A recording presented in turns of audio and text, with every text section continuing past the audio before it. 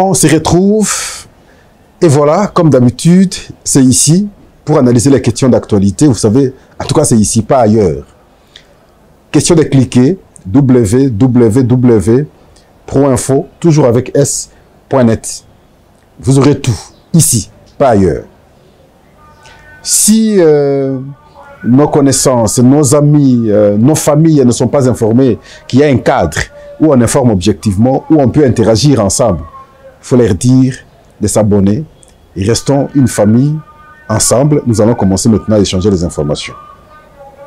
Aujourd'hui, nous allons parler sur deux points. Le premier, c'est en rapport avec le procès Boukangalonzo. À la tête, Augustin Matata Ponyo, l'ancien Premier ministre de la République démocratique du Congo de 2012 en 2016. Un projet que lui-même avait piloté. Un projet qu'on a, en tout cas, dit ici qu'il y a eu des détournements, qui le procès allait commencer depuis longtemps, mais vous savez bien, la justice avait tergiversé. On part du Sénat à la Cour constitutionnelle. La Cour constitutionnelle se désengage. En s'en désengageant, on va à la Cour de cassation. Cour de cassation, interprétation à la Cour constitutionnelle. Et finalement, aujourd'hui, elle se dit compétente de pouvoir juger. On va revenir sur la question. La deuxième question, c'est en rapport avec l'acquittement du conseiller du chef de l'État, Fortuna Busselele. Nous avions suivi ici comment il a été arrêté, accusé, en tout cas, de l'atteinte à la sécurité de l'État. En prison de Makala, il a fait quelques temps.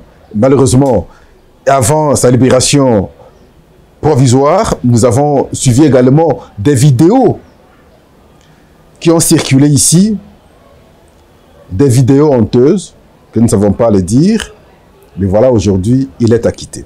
Là aussi, nous allons nous poser la question, pourquoi alors on arrête des gens si, au départ, on n'a pas des informations sur des reproches qu'on fait contre les uns et les autres.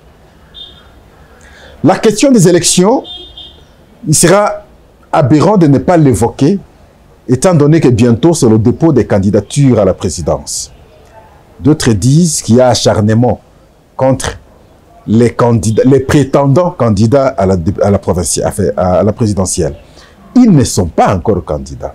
Qui, aujourd'hui, le pouvoir a indisposé pour qu'on parle finalement de l'acharnement? Est-ce que c'est parce que le cas Matata? On va analyser avec vous et on va interagir en fait. Le premier en rapport avec le dossier Matata, parce que vous savez que la justice, très précisément ici, le procureur général près la Cour constitutionnelle, c'est basé sur un fait. Quel est le fait? On commence par là. C'est important parce que les gens pensent qu'on est parti de l'Ixene-Ilo, du nulle part, pour parler des détournements dans la gestion de ce projet. La Cour constitutionnelle, à travers son procureur, est partie d'un fait, d'un clic, pour qu'on parle, en fait, de la gestion, sinon des détournements au sein, n'est-ce pas, de ce projet agroalimentaire, parc agroalimentaire. John Moussoussa, ancien conseiller principal du Premier ministre sur l'agriculture, conseiller de Matata Ponyo, il rédige la lettre, la date c'est le 16 mai 2016, soit 2 mois avant le lancement officiel de ce projet. Il rédige une lettre à son chef qui est le Premier ministre Matata Ponyo. Il dit ceci: votre entreprise en partenariat avec les Sud-Africains s'appelle Fred Africa, en français qui voudrait dire nourrir l'Afrique. Elle vient de faire l'acquisition d'une exploitation de 10 000 hectares dans la région de Bukangalonzo. Cette société fait partie d'un écosystème d'entreprises congolaises et sud-africaines. Et vous allez suivre, lorsque le dossier a tergiversé, parce que là c'était l'aspect judiciaire, est-ce que Matata était, en tout cas, est-ce que la Cour constitutionnelle était compétente de pouvoir juger l'ancien Premier ministre? Est-ce que la Cour constitutionnelle est compétente de juger l'ancien président de la République? On a tergiversé, ça c'est vrai. Mais pourquoi on revient sur le dossier? Parce que le procureur, après avoir apprécié d'abord les anciens éléments, je ne veux pas vous renvoyer sur le point de vue de notre juriste, un professeur, Luzolo, et il constate qu'il y a de nouveaux éléments qui méritent rouvrir le dossier. Là, c'est le procureur. Il va écrire au président du Sénat. Le procureur Jean-Paul Moukoko, en date du 20 juin 2023, il saisit le bureau du Sénat pour solliciter l'autorisation de l'instruction judiciaire à charge de Matata une fois de plus. Qu'est-ce qu'il avait constaté comme élément nouveau? Lui dit, c'est basant sur les faits lui présentés par l'IGF. Quels sont ces faits? Faux, un usage de faux, et détournement des deniers publics à la hauteur de 80 millions de dollars américains. Waouh! Faux et usage de faux. On suppose à ce moment-là qu'on a présenté des documents lorsqu'on voulait se justifier avec de fausses pièces. Et le procureur, le parquet, près la Cour constitutionnelle, s'est dit avoir suffisamment d'éléments cette fois-là pour porter l'affaire. Et voilà pourquoi aujourd'hui, on a ouvert le procès pratiquement, je peux dire, a tenté de commencer. Mais nous avons constaté l'absence de Matata Ponyo, il n'est pas venu, il est resté dans son Kindu. Et on a eu certaines informations telles que il était à Kindu, il voulait venir jusqu'à l'aéroport, la population n'a pas facilité son déplacement, jusqu'à l'enlever le pantalon. On ne sait pas qu'est-ce qu'il est, il est resté avec quoi. Les gens informent n'importe quoi. Mais j'entends aussi certains vouloir défendre aveuglément. Mais moi je dis, moi je veux que Matata se défende. Parce qu'il crie de temps en temps qu'il n'est pour rien. Mais s'il n'est pour rien, il ne peut pas avoir peur de la justice. Il présente les éléments de manière tangible. Que voilà, je n'étais pas dans la gestion par exemple. Si j'avais touché un franc, voici le franc que j'avais touché et voici ce que j'ai fait avec ce franc que j'avais touché. Ce qui a été, en tout cas disponibilisé pour la création de ce Bukangalonzo, voici ce que nous avions fait. Et le rapport que j'avais reçu, c'est celui-ci. Si les éléments sont tangibles, mais on va constater effectivement qu'il n'est pour rien. Et je veux que ce soit public. Parce que si c'est public, c'est nous-mêmes qui serons des juges. Nous allons voir et nous allons comprendre si effectivement il y a acharnement, s'il n'y a pas acharnement. Si Matata a détourné, s'il n'a pas détourné. S'il est responsable ou s'il n'est pas responsable. Nous attendons que cela se fasse. Et à ce jour, je ne peux pas comprendre que la même personne qui disait qu'il était très disposé pour la justice, il ne se reprochait de rien et qu'il commence à afficher un comportement hésitant pour affronter la justice. Non. Je me posais à son temps la question. Je n'ai jamais fait le droit. C'est vrai qu'à un moment, on a eu des textes pour se protéger, ainsi de suite. Est-ce que nous, la population, nous pouvons imaginer que quelqu'un qui a géré, qui a détourné sur notre dos, qui a bénéficié ce qu'il pouvait bénéficier,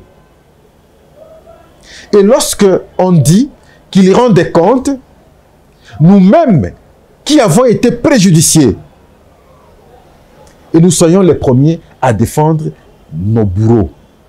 Mais ça n'a pas de sens. Mais si c'est de cette manière alors, pourquoi nous crions lorsque les gens détournent? Si les détourneurs ne peuvent pas maintenant répondre de leurs actes, parce qu'ils vont bénéficier de notre appui, et alors à ce moment-là, encourageons-les de continuer à détourner. Est-ce qu'on peut être sérieux, vraiment? Parce qu'on aurait été Premier ministre, parce qu'on aurait été président de la République, on peut tout faire, on peut tout tuer, on peut tout détourner, on peut faire ce qu'on pense être bon, selon lui, et à la fin du mandat, on ne peut pas te demander de rendre compte. Waouh, quel pays ça! Donc, eux là ne peut pas rendre compte, mais les ministres doivent rendre compte. Quelqu'un qui détourne peut-être un biscuit de 2000, de 3000, il rend compte, mais celui qui détourne toute une nation ne peut pas rendre compte. Nous attendons que Matata affronte la justice. Nous voulons l'entendre discourir sur cette question, démontrer à l'opinion de manière si simple, avec facilité, qui n'est pour rien. Ce sera une bonne chose, nous allons l'acclamer, nous allons l'applaudir. Et peut-être lorsqu'il sera candidat, nous allons le soutenir. Hélas, Matata Ponyo. Mais nous attendons, et nous voulons aussi que la Cour constitutionnelle, la justice, fasse son travail normalement. Vous aviez suivi le chef de l'État, vous reprochez dernièrement. Il n'est jamais satisfait jusqu'ici de l'administration de la justice. Si, à travers certains actes, certains procès comme celui-ci, vous allez vous distinguer, je pense que ce sera une bonne chose pour la nation. On attend. Nous ne voulons pas parler de l'acharnement. Deuxième question, c'est en rapport avec la libération du conseiller du chef de l'État, Fortuna Bisselele, qui a été arrêté, comme nous l'avons dit, pas longtemps, qui s'est retrouvé à la prison centrale de Makala, accusé d'atteinte à la sûreté de l'État, et voilà aujourd'hui, il est acquitté. Mais bien avant, il a bénéficié de la liberté provisoire, mais 2 jours avant sa libération provisoirement, nous avions vu, on a exhibé sa nudité avec 2 filles à la face du monde, tout le monde a vu. Qui a fait ça? On ne sait pas. Pourquoi on a fait ça? On ne sait pas. Pourquoi lui aussi, s'il a fait ça, on ne sait pas aussi pourquoi il a fait ça. Des actes que nous disons, non, il ne faut plus faire. Mais exposer aussi quelqu'un comme ça, sans son consentement, ce n'est pas aussi une bonne chose. Mais curieusement, après, quelques jours après, aujourd'hui, il est acquitté. Et nous posons la question. Nous nous posons franchement la question. Pourquoi alors l'avoir arrêté si on n'avait pas réuni tous les éléments, toutes les preuves possibles? Il n'est pas le seul. Le cas Beya est encore là, ce n'est pas encore terminé. De la présidence. Je crois qu'il y a eu d'autres cas aussi. Très facilement, très rapidement, on accuse les gens. Très facilement, très rapidement, on les arrête. Très facilement, très rapidement, on les libère. Ça commence à ternir l'image. Ce n'est pas une bonne image. Soit vous cherchez l'information, les vraies informations, et c'est simplement lorsque vous êtes rassuré effectivement que tel est coupable. Voilà pourquoi nous nous disons que de telles pratiques cessent.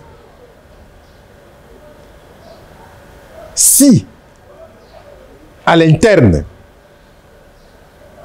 on peut chercher à avoir les vraies informations et passer par certains services, enfin, s'il faut discipliner les gens, on peut le faire, mais dans le cadre interne, ça ne va pas indisposer l'opinion. Mais lorsque vous faites valoriser cette question au niveau national, au niveau du monde, qu'il y a eu ceci, il y a eu cela, et après vérification, on se rend compte qu'il n'y a jamais eu ça, alors nous nous disons que ce n'est pas une bonne chose. Le troisième point, sinon le dernier, c'est en rapport avec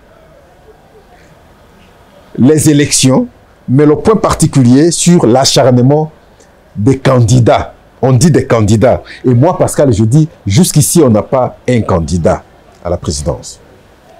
On est candidat lorsqu'on a déposé sa candidature, dans le cas d'espèce ici, la CENI l'apprécie et en fin de compte, la Cour constitutionnelle l'entérine. c'est simplement après, à ce moment-là, on peut dire on est candidat. Mais à ce stade, on ne peut que dire on est prétendant candidat. Et donc, Matata n'est pas candidat, Matata est prétendant candidat. Moïse Katumbi n'est pas candidat, il est prétendant candidat. Jusqu'à ce qu'ils auront posé l'acte de dépôt et le document, le dossier, être apprécié par la CENI et par la constitutionnelle en fait, la Cour constitutionnelle en fait, pour se dire candidat. Est-ce qu'il y a acharnement? Je dis, moi je ne constate pas l'acharnement. Si nous devons prendre le cas Bukangalonzo, mais c'est un cas qui date avant même que Matata Ponyo dise à l'opinion qu'il pourrait un jour développer l'ambition d'être candidat. Et nous l'avions vu, comment il est rentré même rapidement de là où il était en Afrique pour venir au pays, affronter la justice. C'était ça ses propos. Qu'est-ce que vous aviez voulu? Que lorsqu'on a de tels dossiers, parce que la personne s'est dit chez lui que je serai candidat, qu'on ne peut pas poursuivre cette personne. Ah mais non! Ah mais non! Si c'est de ça, si c'est une telle culture que nous voulons installer au pays, allons-y. Mais nous serons les premiers perdants. Moi, je pense que la justice doit continuer à faire le travail.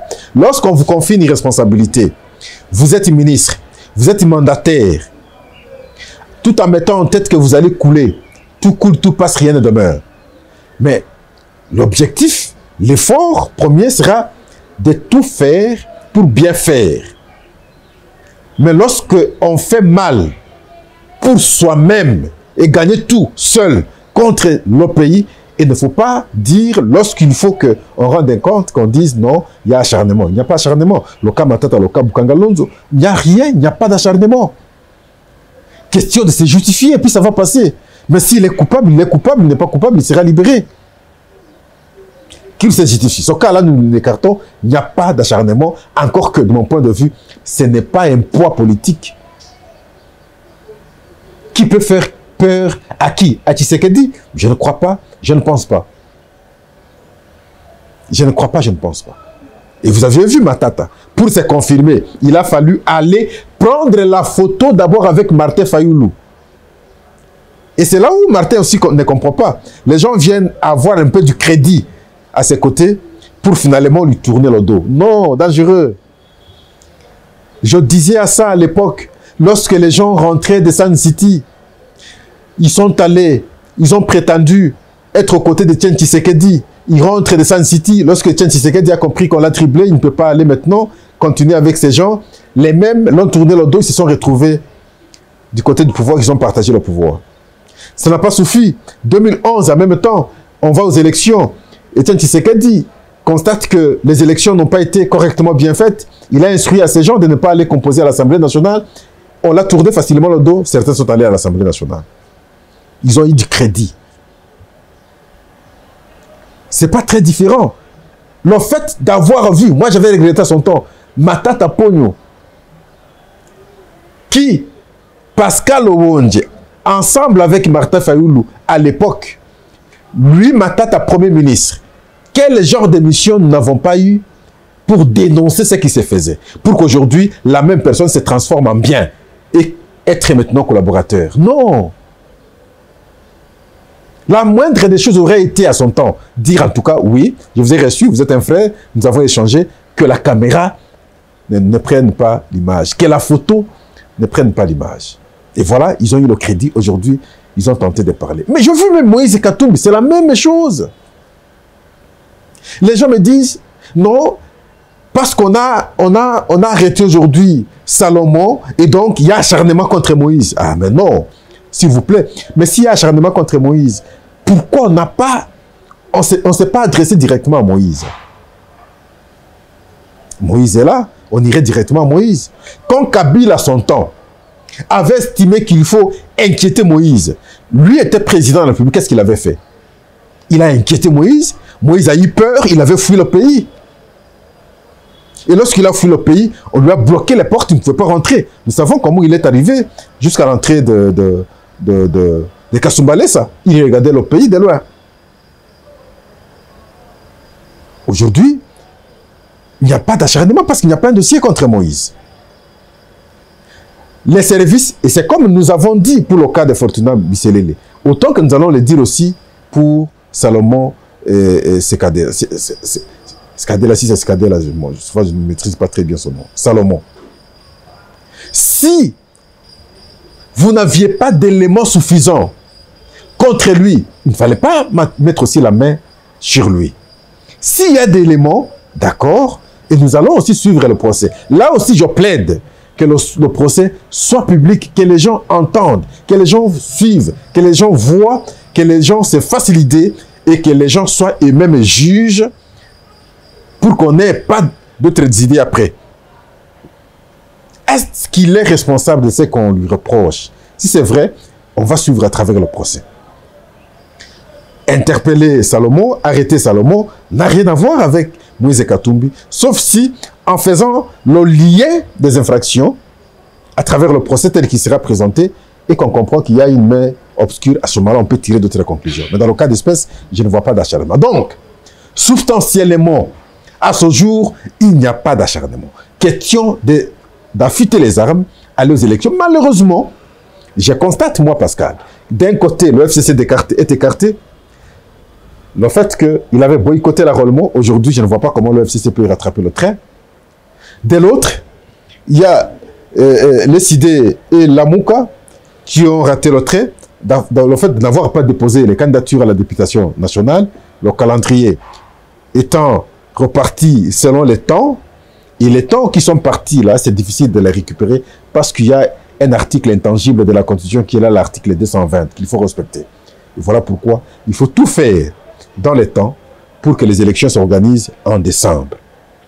Et à ce jour, c'est les candidats, les prétendants candidats à la présidentielle qui vont maintenant organiser leurs dossiers pour aller déposer.